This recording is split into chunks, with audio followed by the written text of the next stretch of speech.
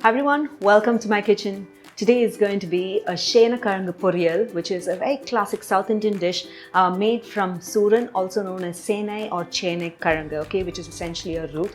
And in this particular sabzi or the poriyal, I'm going to be grinding fresh masalas and then adding it to the poriyal, which is going to add a delicious taste. So without wasting any time, let me just dive right in and show you how to make it. The first step is I'm going to be roasting the spices to make the poriyal. So let me get started. So into my preheated pan, I have URAD dal and chana dal, which I'm going to be adding it into the pan.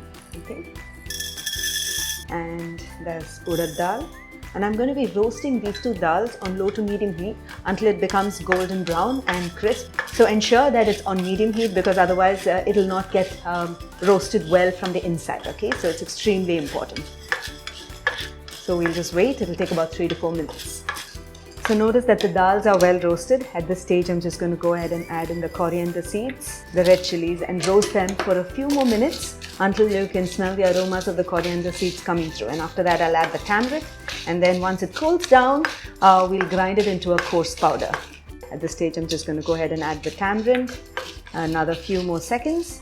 And after that, I'll allow it to cool for a bit and then grind it in my mixer grinder until it becomes a coarse powder, and then our masala will be done. And then we'll blend it to make a coarse powder.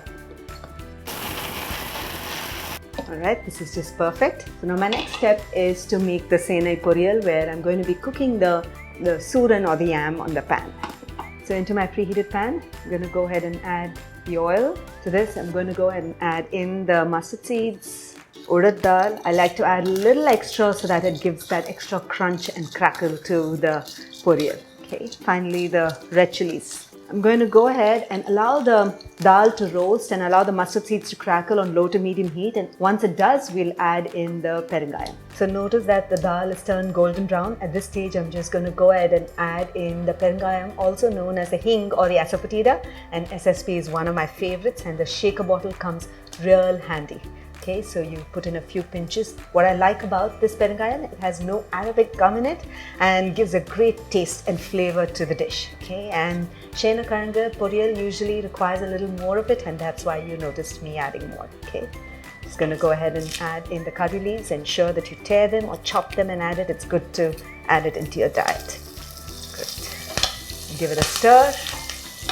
And then finally, I'm just going to go ahead and add in the yam, which I soaked it in water and kept. So there is a little bit of moisture in there because of the water. And I'm going to go ahead and sprinkle some salt, turmeric powder, and finally the masala that we ground.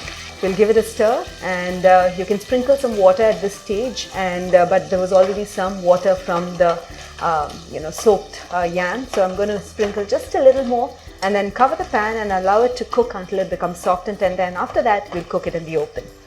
Okay, so I'm just going to go ahead and sprinkle just a little more water, and we'll cover the pan and cook it for about 5 minutes. It takes a good 5 minutes for the yam to get cooked. So it's been cooking for about close to 8 to 10 minutes, and keep sprinkling water intermittently if the yam is not tender and soft, so it helps to cook faster, but ensure that you cook it on low to medium heat. Okay, so I'm just going to go ahead and open it, and the yam looks perfectly cooked. Just going to give it a stir, and that's it. The Chenai Kizhangu Poriyal is done and ready to be served. So I hope you enjoyed watching the recipe of how to make the Chenai Kizhangu Poriyal or the yam sabzi. Really high in nutrients. It's a root vegetable that's really good for health. So do give this recipe a try. When you do, don't forget to share your feedback in the comments below. We'll always be looking to hear back from you. So until then, until next time, happy cooking and healthy eating.